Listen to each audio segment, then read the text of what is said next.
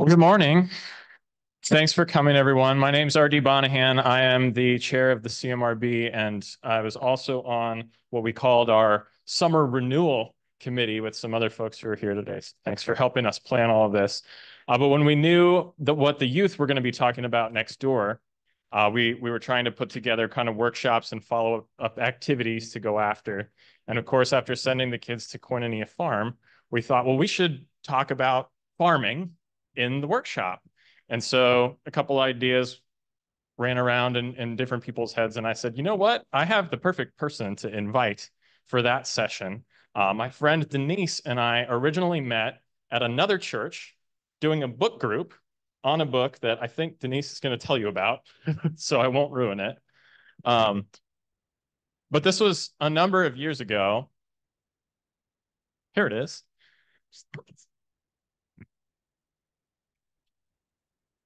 Don't you agree? You have to Don't talk you into agree? the mic, Denise, because we have folks online watching that won't hear you otherwise. Okay.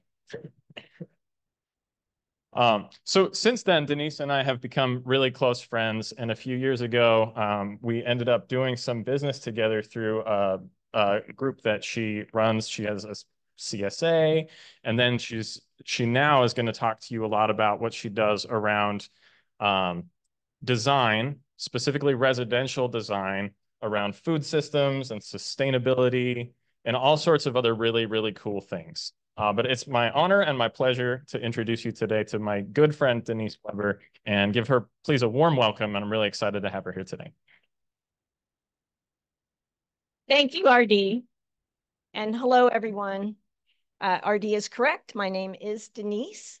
And I was invited here today to talk about food systems following a work tour learning experience that the UCG youth had with sustainable farming and gardening. And I was thinking they may have, are there any UCG youth here? Okay. Well, I was thinking they might have been working in Gainesville, but it sounds to me like they've gone abroad. Okay, that's wonderful. And that's a CSA farm? With the Service Community Project Farm in Americus, Georgia. Okay, okay. I have heard of it, but I have to look it up again to understand it more.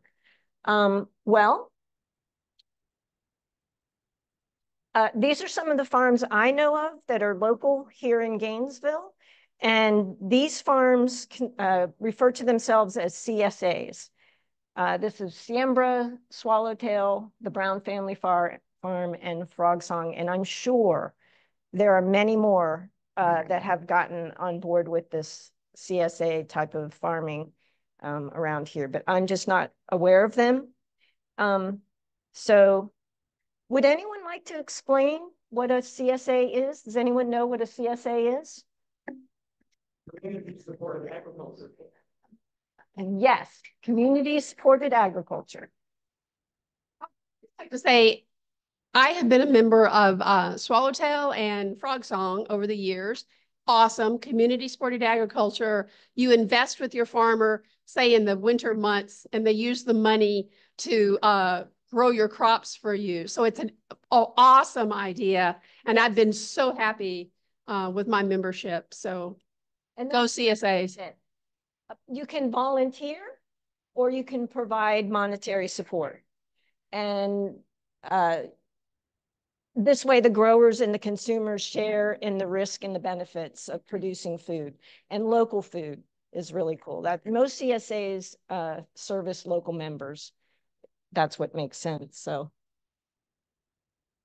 and then there are community gardens, and I was going to ask the group, the youth group, and what community gardens they may have visited. And these are some of the community gardens that I know of. And again, I'm sure there are so many more, but these are wonderful gardens. This one especially has a food forest attached to it, which is pretty cool for learning about perennial foods, because gardens are more annual, whereas food forests are more perennial foods. So it's ongoing. Okay. So I was going to ask them if they took home any food. And we have an example here of a member with Swallowtail and Frog Song. You took home food, and you probably had an abundance of food, and you were wondering what to do with all this food. Yes, it's a wonderful arrangement. So community gardens are areas of unused open space where neighbors gather to collectively manage and care for a piece of land. They're usually public spaces, and these serve well for those who live in cities. Community gardens not only encourage people to grow their own food, but they're also nice hubs for community building. So CSAs and community gardens play a very important role in food systems, especially sustainable food systems. And what is a food system? Before you get to that, will you be discussing the importance of the pollinators in these gardens and the kind of plants that you may plant with them to attract bees and stuff? We can talk about that. I was going to specifically talk about food systems, but I'll go further on because I don't think I'm going to have a full hour of information, and you guys can ask me all the things you would like. Okay, super. That's great. Okay. So a food system is a system where where it takes everyone and everything, or it's everyone and everything it takes to get food to the plate. So what are the components of a food system? And this is what I'm most curious about. Food systems, yes, okay, but what's the components for a food system? It's production, processing, distribution, exchange, consumption, and waste. And these can look like very different things in very different food systems. Production can be agriculture, like a CSA. It can be large-scale agriculture, which is pretty amazing. It can be gardens or edible landscapes. The processing can be, large-scale manufacturing, or in small kitchens, in your kitchen, somebody else's kitchen. Distribution involves storage and transportation. Exchange can happen in shops, markets, restaurants, cafes. I mean, consumption happens at school, work, home, on the go. But the most important one I think that we need to kind of focus on is the waste management. We have landfills and recycling and compost for waste management of our food system.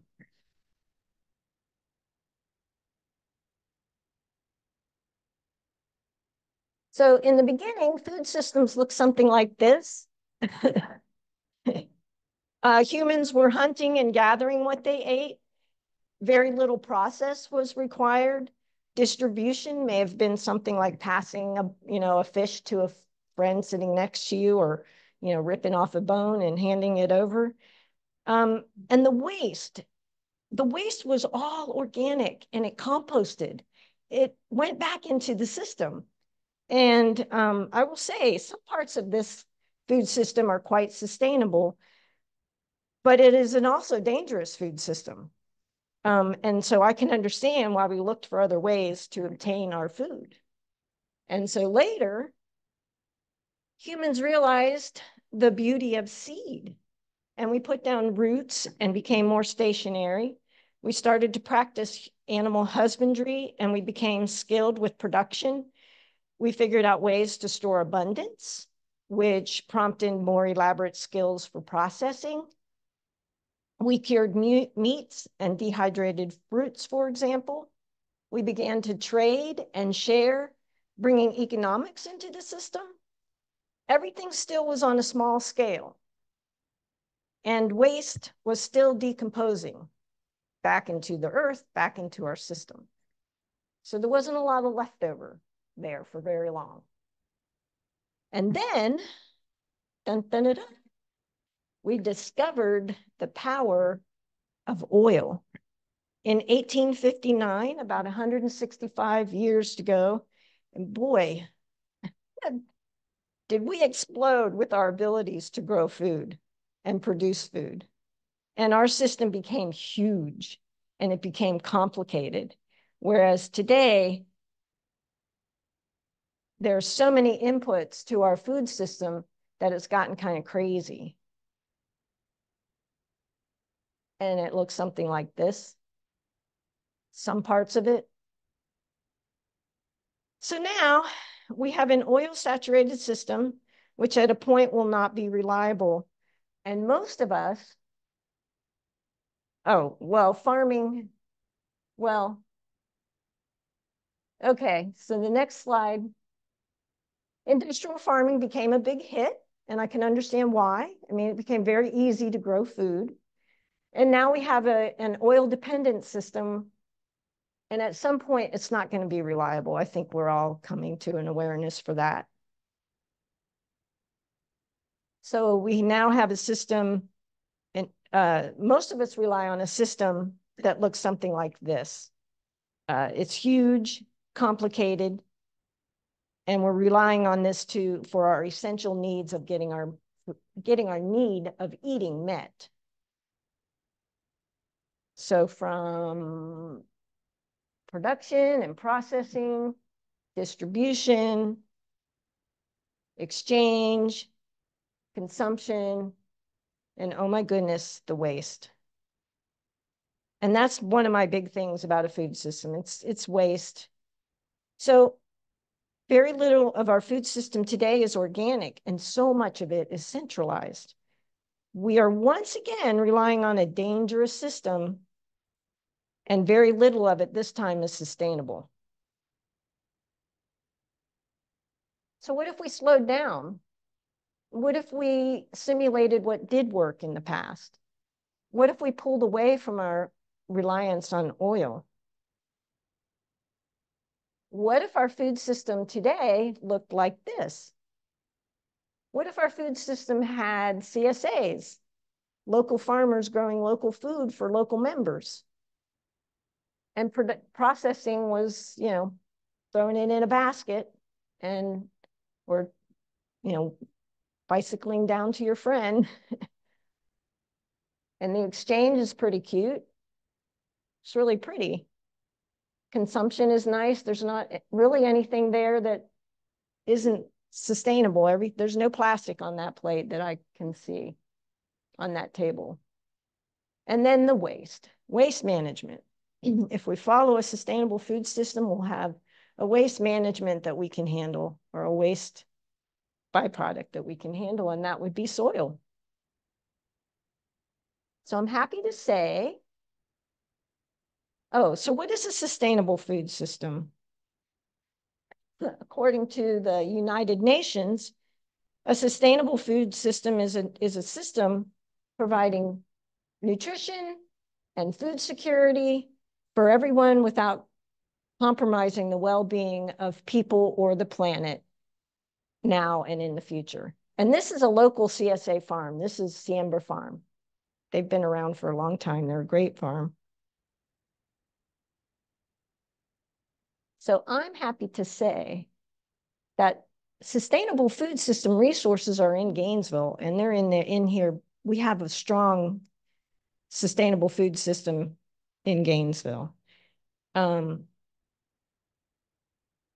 we're making great strides toward that. It's a growing, okay, so Working Food. Working Food is a nonprofit organization that I cannot say enough about.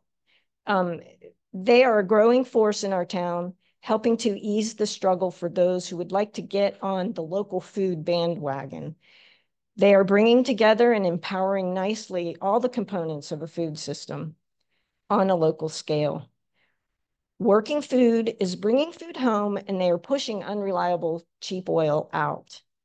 In their own words, they are cultivating a local food community from seed to plate. They have workshops and offer classes. They have a youth garden program. They are also a culinary business incubator with commercial kitchen and event space. And on top of all of that, they house the Southern Heritage Seed Collective, which encourages community members to actively participate in and support our local food system by sharing seed from their local gardens for local gardens. So if you have a garden and you wanted to participate in our local food system, you could save the seeds, and they'll tell you how. They're a great resource. You can save the seeds and then take them down to the Southern Heritage seed collective, and they'll grow those seeds and they'll collect more seeds and then they'll pass them out to the community. You can go to your library and get local seed. You can go to Micanopy's library and get local seed. And local seed tends to grow well in their local climates. So growing local seed sources produces food that tolerates our local environments and climate, and in turn produces more seed tolerant of the same, creating a wonderful cycle. And that's one of the nice things about if we are picking up seed that are grown other places, we don't always get success. This ensures more of a success. And we're extremely fortunate to have Working Food. Like I said, I can't say enough about them. And then there's Grow Gainesville. It's a third Monday meetup, open to the public. Everyone's welcome. If you want to meet people who are living in a sustainable fashion, this is where you want to go on Monday night, the third Monday of every month. These people are walking the talk, and they're very friendly, and they're pretty cool. They have a potluck. Everybody's grown the food that they bring. It's a nice exchange and learning experience. They meet on 10th Avenue. It's right across from Cypress and Grove, but at Working Food. So they're both over there. Then we have an extremely food influencer, the Florida Fruit Geek. You can follow him on Instagram. He's a guy in Citra that lives off his land in a sustainable manner, and he is knowledgeable. I rely on that guy. He propagates and grafts foods that do well in our area. He's tremendous force. And then there's the Earth Skill Gathering. The Earth Skills Gathering is an annual weekend gathering with workshops and teachings on sustainable skills. They'll teach you how to skin a deer. They'll teach you how to make shoes out of the skin that you skin. They will talk with you about how to make pottery from the dirt standing around you. They're a really interesting group, and that happens every year. And you can find these online. So in my mind, there's no doubt that everyone wins when someone is growing food. Thank you.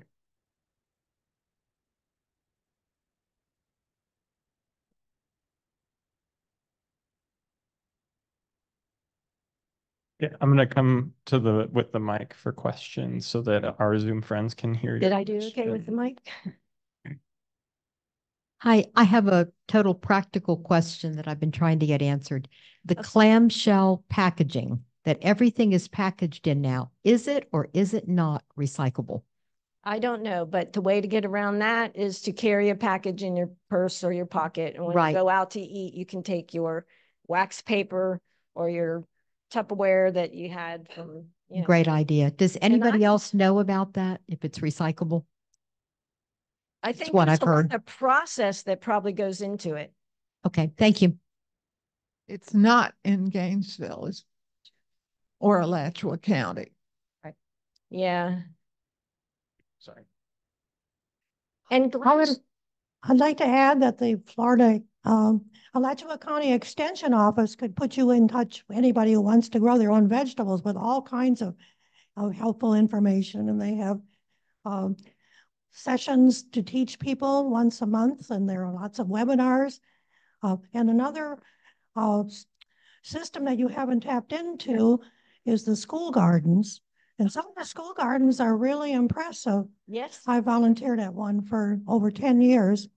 And that, again, is connected in most cases to the extension service. And there are some very good books for gardening in Florida.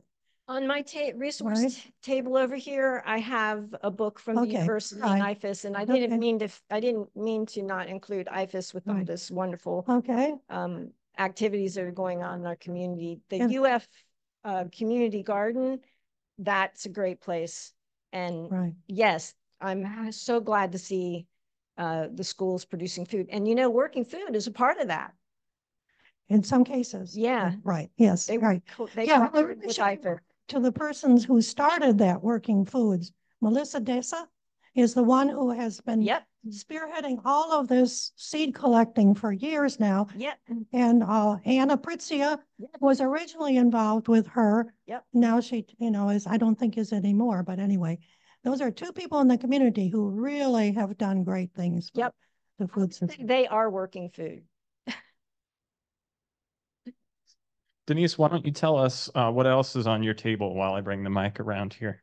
Well, I brought, and if you want to, I thought you could take a snapshot if you wanted to take a list of something, but I've got some recommended books. One of them is the Transition Handbook that I'm telling you, this book it taught me what's going on. I didn't understand oil and peak oil and all the things that are happening. This book is so clear. I cannot say enough about this. This and Working Food are going to get us through. So this is a great book, and this is where I met RD. This is another book. It's the 21st Century Green, or 21st Century Greens. The guy's a local guy, and he writes about how we have food all around us and we're just not aware of it. And we need to pay attention and start recognizing this just because it's a good thing to know.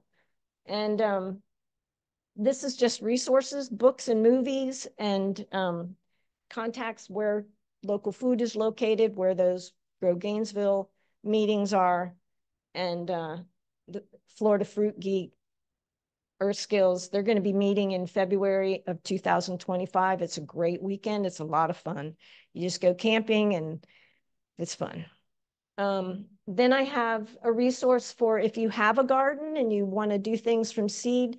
This spells it out. I did this for myself years ago, where like it says January, late January, start seeds for this, do that. And then February, plant this. You can direct seed this, but you got to start seed that. This is helpful. And I got most of my information from IFAS on this sheet. Then I have a resource. Her website is down here, but this is a lady, Heather Blake. She grows a lot of food, perennials. I use a lot of her products for work that I do. And when I talk about perennials, I'm talking about like citrus trees, peach trees, fig trees, things that you don't have to do on an annual basis. And that's my favorite. It's perennial foods. It's like a food forest. And then I don't know how I got lucky in this way, but somehow I wound up, and I know who put this together, but it wound up in my pile. It's a map of Gainesville for local foods that like trees in town that produce delicious fruit. Like the 6th Street mulberry produces better fruit than the 14th Avenue mulberry kind of thing. So this is a map. You can take a picture of it, and if you want to go on the treasure hunt, you can look for these trees. Open picking. It's these are trees growing around town that produce food. It's a foraging map, I guess you would call it. And this details it a little more. So I would take pictures of this also, which is right next to the map because it tells you the address. And then I brought this, which is just something I wrote a long time ago. It's called Why Eat Local? I brought that. And then I wanted to show you what a CSA membership can look like. You usually, pledge some sort of money or volunteer hours to a agricultural farm in the locality, and they provide food for you. But what I wanted to mention was was a full-blown CSA. I was running this CSA. RD was one of my members. We had quite a few members, and it was a lot of fun. It was on 5 acres. Well, 5 acres is a lot of land. Some more information.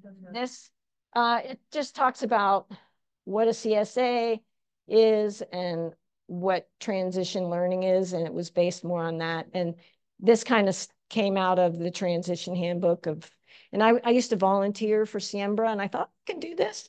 So I thought I would start a CSA, and I did, and it was fun. It was like 2 years. But then after 2 years, I was like, well, what would happen if I brought this home? Because I do have a lot of perennial foods in my yard and I have a garden. And what if I just added more to my garden? I supported 5 people off my backyard, not even my entire property. I had a farmette CSA.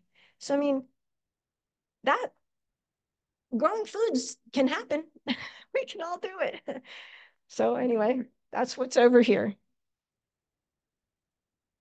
So I just want to give a really big enthusiastic thank you for coming and talking about this. This is a subject near and dear to my heart. I come from a long generations of farmers, and it's so satisfying. I'd encourage anybody that's like has an inkling towards doing it. It's so satisfying to go out and pick and eat something that grows in your yard. And I'm a very lazy gardener, but this time of year, like I have cowpeas growing from seeds from working food. They are a great summer cover crop, and you can put the leaves in your smoothies. The leaves are edible.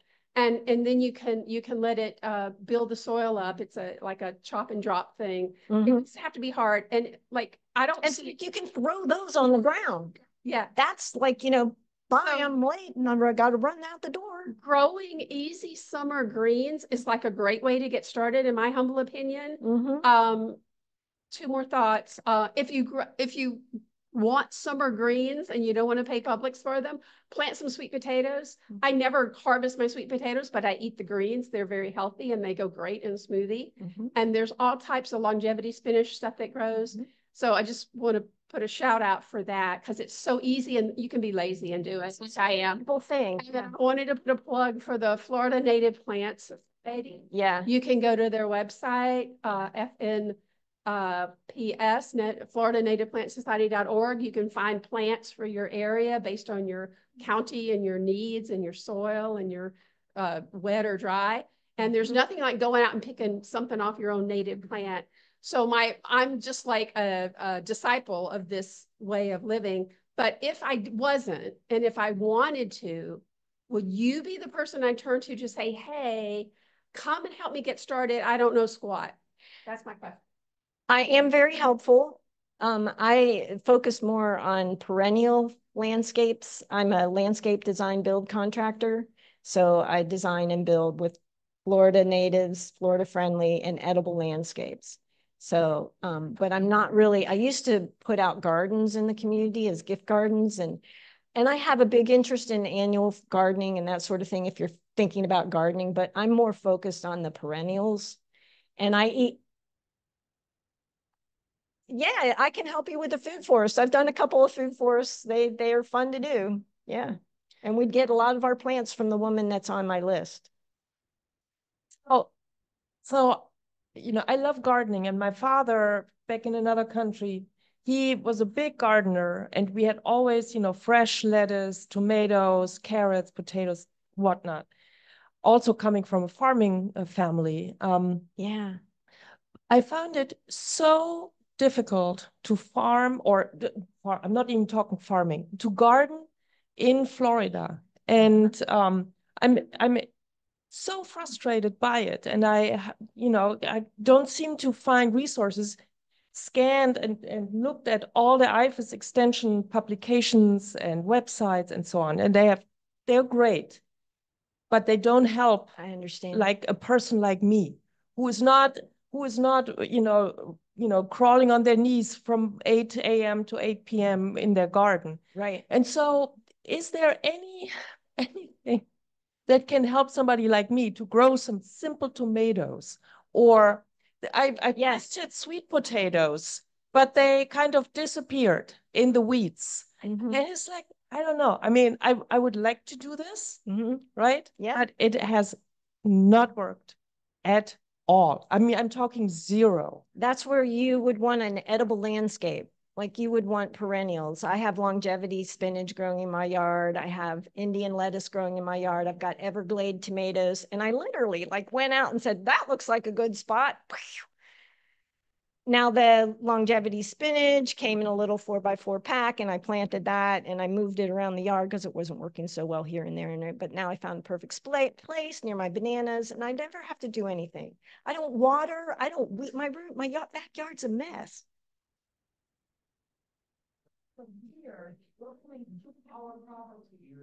Deer can be a problem. No, everything that gets planted gets eaten right away. And it's fine, but not by me.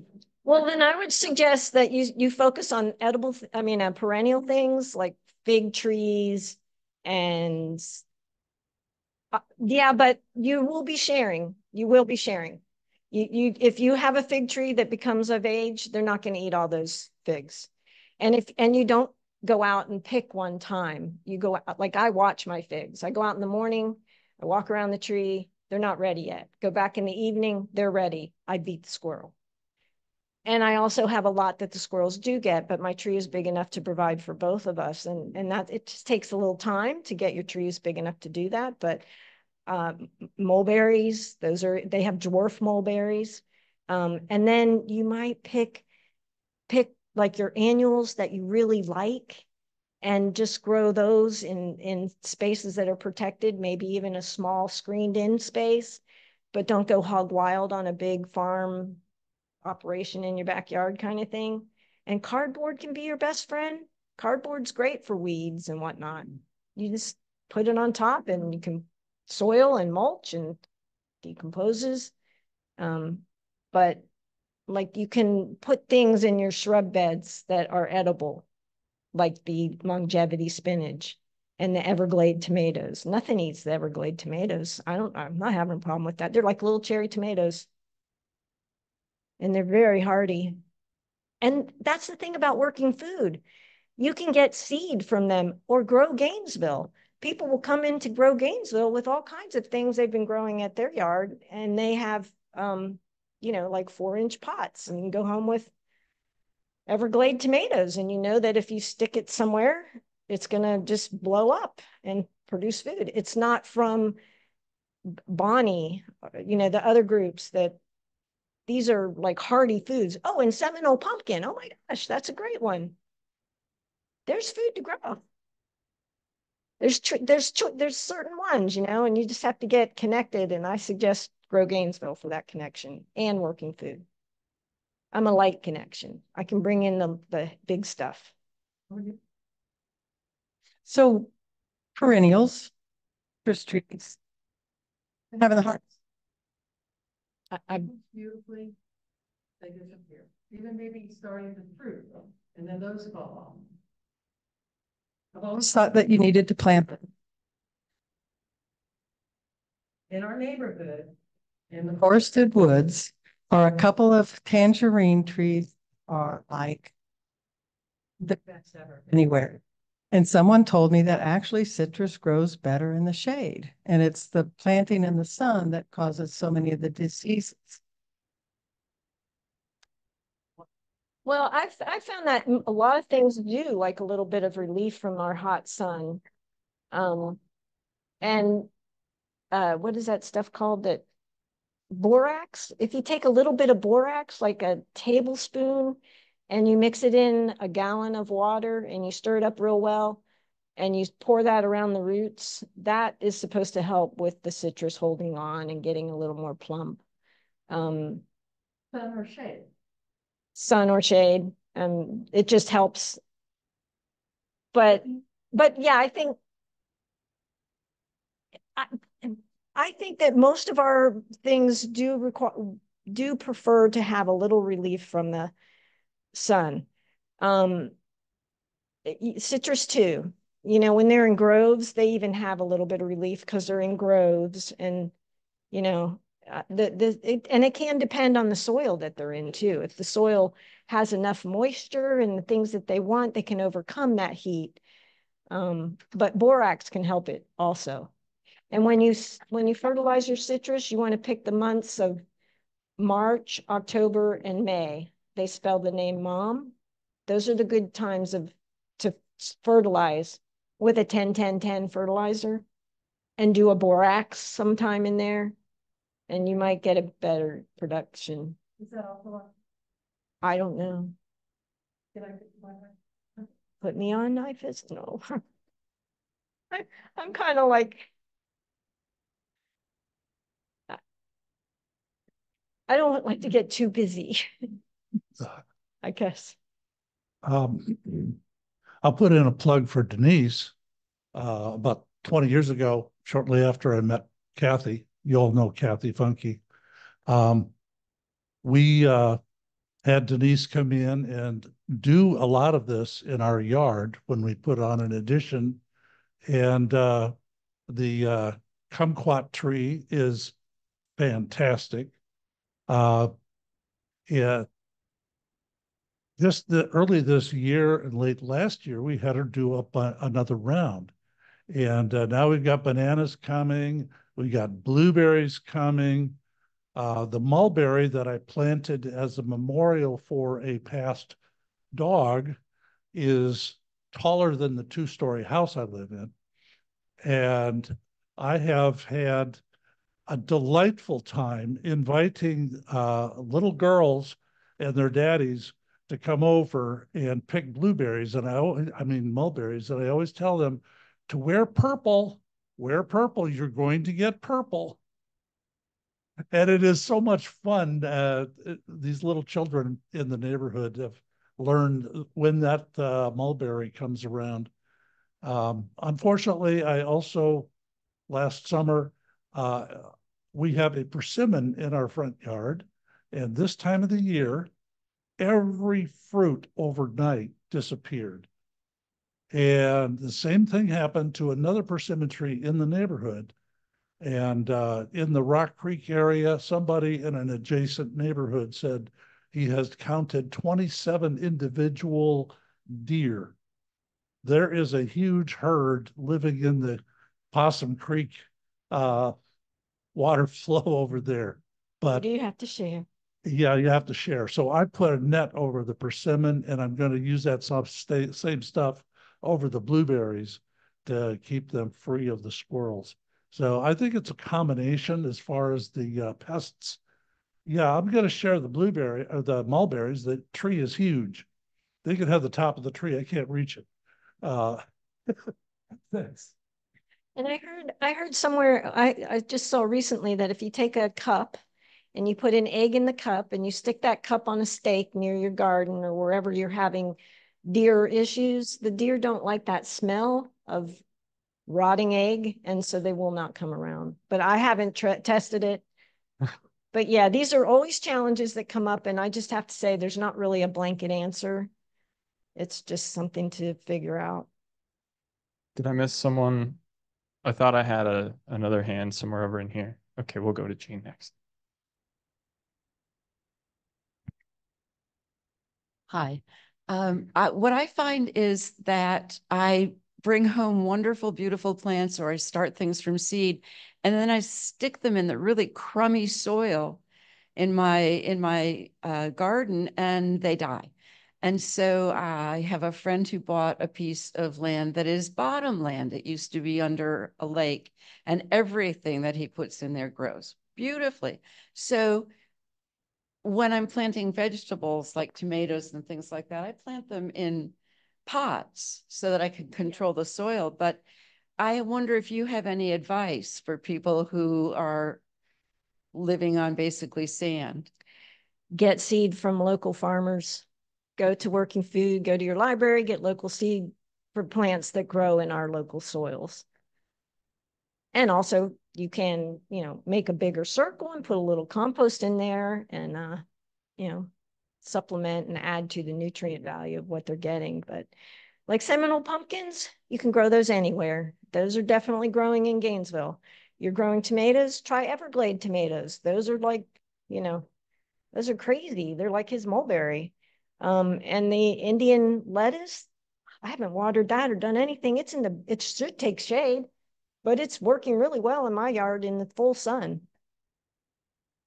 You've been amending it over the years? Some areas I've amended, some areas I haven't. I've stopped doing that at all. I relocated it's longevity spinach, but it's another type. It's Okinawan spinach.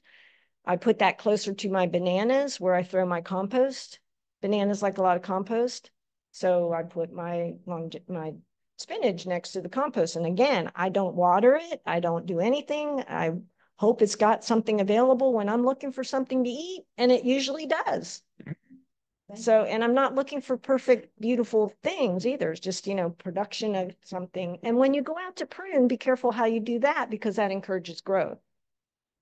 Okay, I'm representing a commercial worldwide big agriculture, I guess. But I think is if Alachua County, if all the people in Alachua County had to eat what was grown in Alachua County, other than peanuts, maybe, and sweet potatoes, we would starve to death quickly. That's why I'd suggest you grow some food.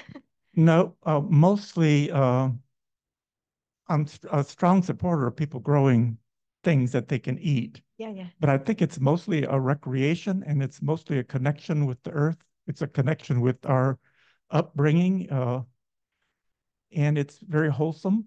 Like we have to realize we depend on the earth. But I think in terms of feeding the world's population, it's not gonna, it's not, it's not significant. And I think it's actually, um, it's not sustainable. Like we can do this because we're a rich country. We're in a place where we have jobs. We can do all these things. We can get a yield per acre of about 10% of what Iowa corn growers could get. And in about 1970, since 1970, the world's population has increased, maybe it hasn't tripled, but it's gone at least doubled, 2.5. We are so dependent on high tech everything that if the whole world was doing community agriculture, like 90% of the people would starve to death very quickly. It's like we Have you gone to a Gainesville third Monday meeting? You ought to go meet these folks. no, but I read a lot about world agriculture and what the problems are. Like it's not easy to farm. It's not easy to farm anywhere. It's really a hard thing. I've had I worked with blueberries all my career. I've had big business people plant blueberry farms. They thought it was easy because farmers can do it, right? Yeah. And they went broke. They abandoned their farms. They couldn't do it. Also, Florida's a very hard place to grow anything. There's a few things you can grow. And also many of the things that we grow as people, we grow lettuce, we grow collard greens. The amount of calories in those things is very low. And so like what the main things you need to keep alive, you need calories, you need protein, fats, and protein and carbohydrates in a certain ratio. And it's good to have like greens and things like that. But apart from sweet potatoes and Irish potatoes and stuff like that, there's not much calories in these things that we eat. So basically, just going back to the 1970 thing, the people that really looked at world food production said, we are at the limit now. We can't have any more population growth because we can't produce any more food. Since 1970, world population increased 2.5-fold. The world food production has tripled.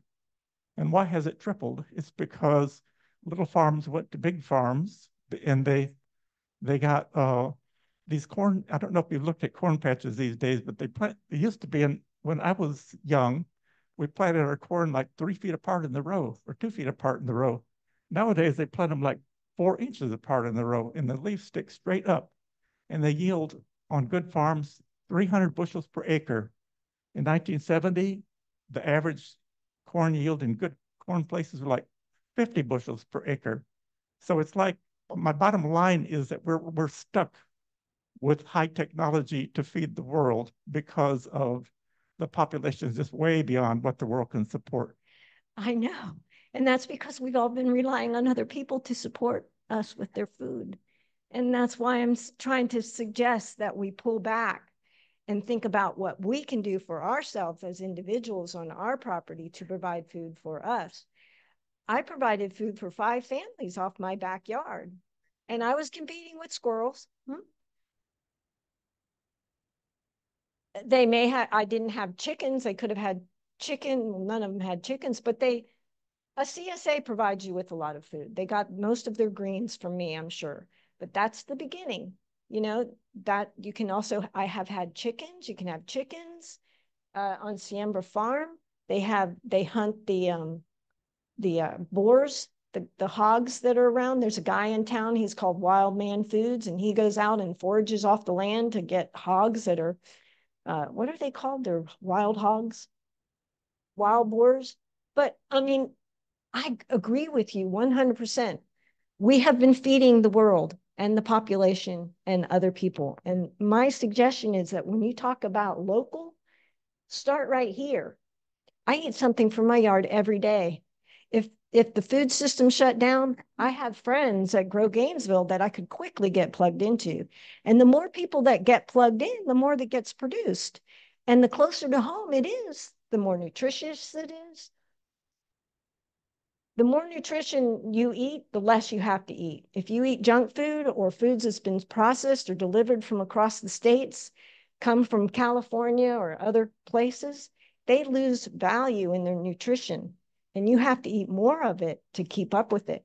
One of the statements that I think it was the UN or the agriculture while I was reading, getting prepared for this, said that consumption was our biggest problem, that we're eating too much food. And I was thinking, I don't eat a whole lot. And if you eat energy dense food, you don't have to eat a whole lot. And I find it interesting that consumption was our problem. I'd like to share an epiphany. I've had an ongoing battle with squash. Well, I have done natural things to try to get rid of them and all these kinds of things. I went to the Museum of Natural History for their insect exhibit, which I highly. What did I do? Okay, recommend one. And I took my 10-year-old in and out. Is it me? It's me. Sorry. Okay, so.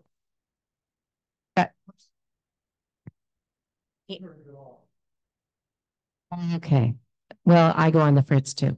So, so the deal is that in 2050, in order to keep the population in the world fed, we are all going to be growing plants with insects and eating everything, including the squash bugs. So that's my epiphany. And also when you grow food on a small scale, it's more diverse and there's more diversity. And so you don't get like monocultures that are, wiped out because of this and that and the other thing. You just kind of go to another plant or another something. Real quick, following up a little bit on your comment, when you say you grow your food for yourself and 5 other people, what is the plant that provides a protein source? Are you growing beans or soy? No, I had cowpeas. I had, there's protein that does come from greens. I was providing more of the annual foods for my clients, but while I was doing that, I also had chickens.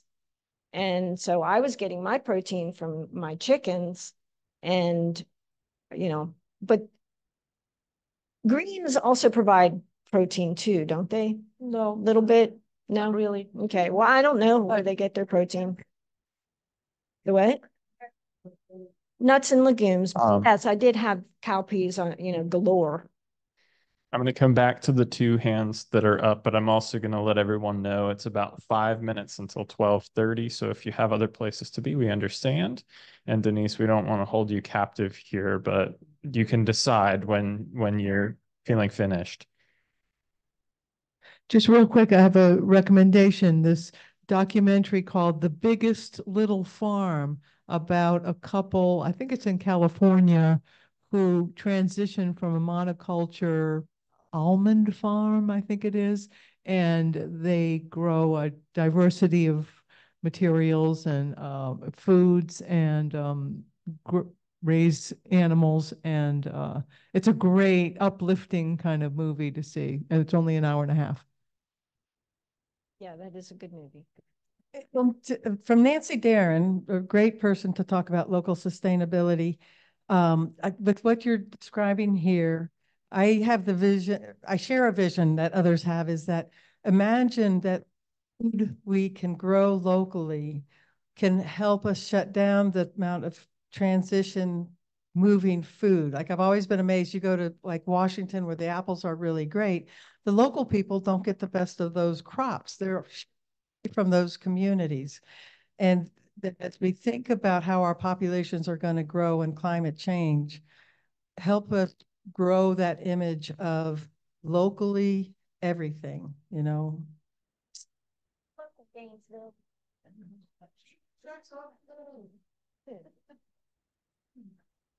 I have a comment on the factory farm concept, and I think they should be married. This concept that Denise is talking about and what you're saying, the factory farms have some things that can be done better and more sustainable, and the doing it yourself can expand, and so that there is, you know, basically the food comes from the sunshine. It comes from water and sunshine and a few minerals that the plants need, which are in the soil until they're not in the soil, like we have in Gainesville. But anyway, what I wanted to say is that the other parts of it are that to see where that is going, there is an organization that has formed, I think it's based out of Michigan and here in Gainesville, for South Sudan. South Sudan has very large poverty issues. One of the gentlemen that I'm talking about is one of the lost boys that escaped the death camps and all that. One out of two survived. He was one, and he set up a not for profit. I told him about a friend of mine who is doing in his own yard a creek with aquaculture and growing fish. So there is another protein source that we can do if we want to delve into it. The water is circulated, and his lettuce plants, Bib lettuce, everybody likes their Bib lettuce, loves aquaculture as a source for its nutrients. And he's shared that idea, and they're enlarging the idea and taking it to South Sudan. And then the final comment that I have is we have a need for more people, and our population is dropping in industrialized Western countries. Japan is really dropping a lot. They need to just simply get over it and import people and make that make the transportation of people from places that are needing help to places like here, and a lot of those people will go back now with the skills that they can use to help over there. Another program here is Sustainable Cambodia, and it's a wonderful program that's been here for years. And thanks. Yeah, let's say thanks to Denise one more time for being with us today. And thank you all for your wonderful questions, and I'll see you soon. Thank you for helping out. I'm sorry I'll deal with all that. No. Well, congratulations. All right. Can I get a quick question in here? I read an article not too long ago about a guy who helped people build gardens in big cities. So they were very small gardens. But he said that don't bother unless you put in new soil every year. So they put in, I don't know if it's an inch or two